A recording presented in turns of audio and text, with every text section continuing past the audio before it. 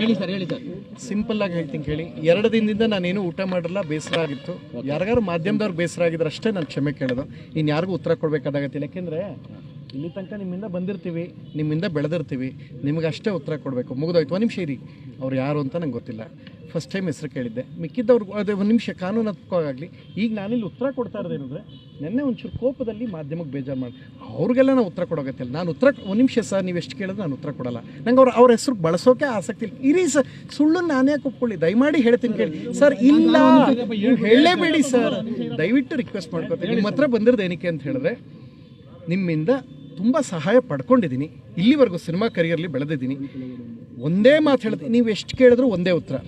ನೆನ್ನೆ ತುಂಬ ಆಕ್ರೋಶದಲ್ಲಿ ನನ್ನ ಮಾತು ಯಾರಿಗೆ ಬೇಜಾರಾಗಿದೆ ಅವ್ರನ್ನಷ್ಟೇ ಕ್ಷಮೆ ಕೇಳಬೇಕು ಜನಗಳಿಗೆ. 1 ನಿಮಿಷ ಸರ್, ನನಗೆ ಹೇಳೋಕ್ಕಷ್ಟೇ ಬಿಡಿ. 2ನೇದು, ಮಾಧ್ಯಮದವ್ರಿಗೆ ಏನು ಬೇಜಾರಾಗಿದೆ ಅವ್ರಿಗಷ್ಟೇ ಕ್ಷಮೆ ಕೇಳಿ. ಯಾಕೆಂದರೆ ನಿಮ್ಮಿಂದ ಎಲ್ಲ ತಿಂದಿರ್ತೀವಿ, ನಾವು ಅನ್ನ ತಿಂದಿದ್ದೀವಿ, ಆಯಿತಾ? ಅದು ಬಿಟ್ಟು ಅವ್ರು ಹಂಗೆ ಹೇಳಿದ್ರು, ಇವ್ರು ಹಂಗೆ ಹೇಳಿದ್ರು, ನಾವು ಉತ್ತರ ಕೊಟ್ಕೊಂಡ್ರೆ ನಾಳೆ ಇನ್ನೊಂದು ಕೊಡ್ತಾರೆ. ದಯಮಾಡಿ ಸರ್, ಹೇಳಿದ್ನಲ್ಲ, ಇಲ್ಲಿಗೆ ಇದು ಮುಗೀತು. ನನ್ನ ಕೆಲಸ, ನಾನು ಕಂಪ್ಲೇಂಟ್ ಕೊಡ್ಬೇಕು. 1 ನಿಮಿಷ ಸರ್, 1 ನಿಮಿಷ ಸರ್.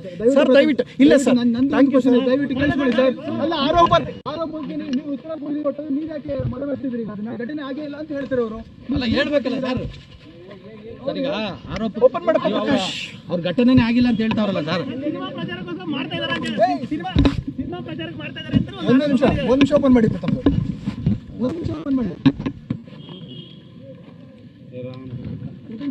ಬಿಡಪ್ಪ ಅಂಬರೀಷ ಬಿಡ.